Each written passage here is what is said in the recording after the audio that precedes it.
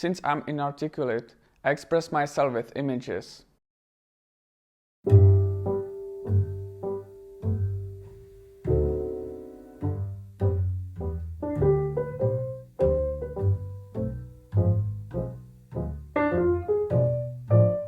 Hello photography fans, I'm Martin from All About Street Photography channel, and today I would like to talk about the American photographer who is more like a photographer's photographer. Admired by her colleagues but not that well known herself. Let's check out this amazing street photographer. Let's talk about Helen Levitt.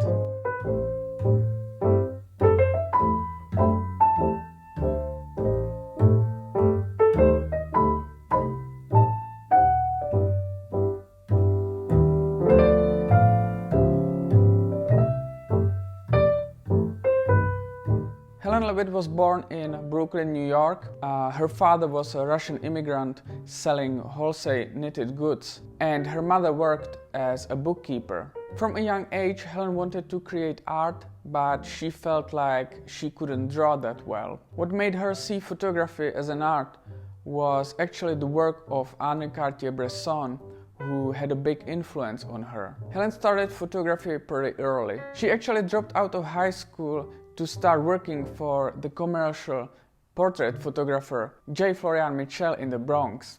That was in 1931 at the age of 18, and it was her first experience with developing film and working in the darkroom. But she soon realized it was not the portrait photography, but it was the street that was tempting her as camera artist.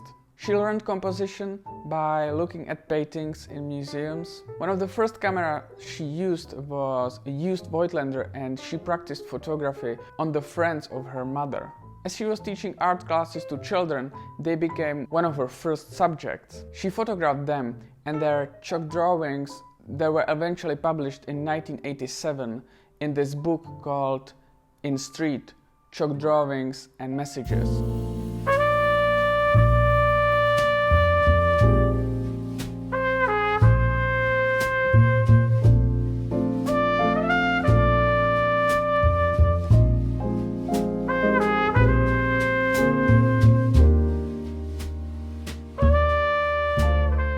Probably influenced by Cartier-bresson, she purchased a Leica, which was also his camera of choice. Helen actually met Cartier-bresson in 1935 when he spent the year there and also accompanied him on one occasion in Brooklyn. But he wasn't the only famous photographer she was inspired by. In 1938, she met Walker Evans, and later she actually helped him to make prints for his exhibition and book American Photographs. She roamed around Manhattan, mostly East Harlem, but also Lower East Side and Garment District. She was first published in Fortune magazine in 1939 and received grants from Museum of Modern Arts and Guggenheim's Foundation. When we look back on many great street photographers, many of them also happened to be photojournalists. However, Helen was a little too shy for that. As she was looking for a job that would be close to what she loved, she worked as a film editor.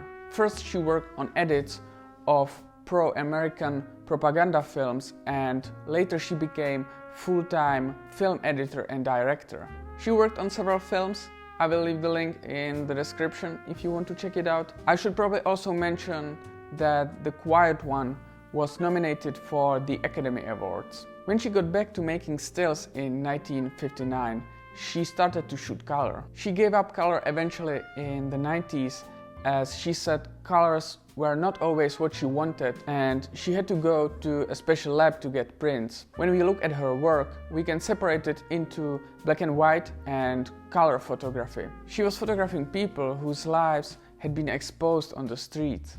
She didn't want to inspire some social change or anything with her pictures. I think she just wanted to create art.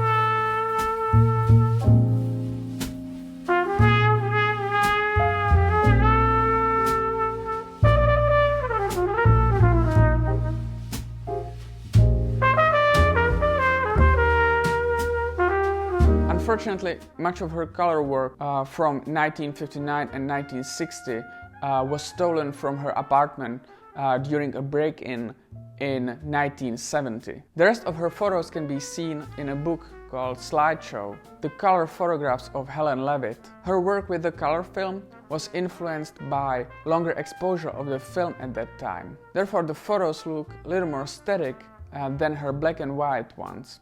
Also, life was not happening on the streets that much anymore, mostly due to spread of television and air conditioning. It has already been said, but what I like about Helen and her work is similar also to Saul Leiter, in the sense that they both shot for pleasure and solely because they liked photography.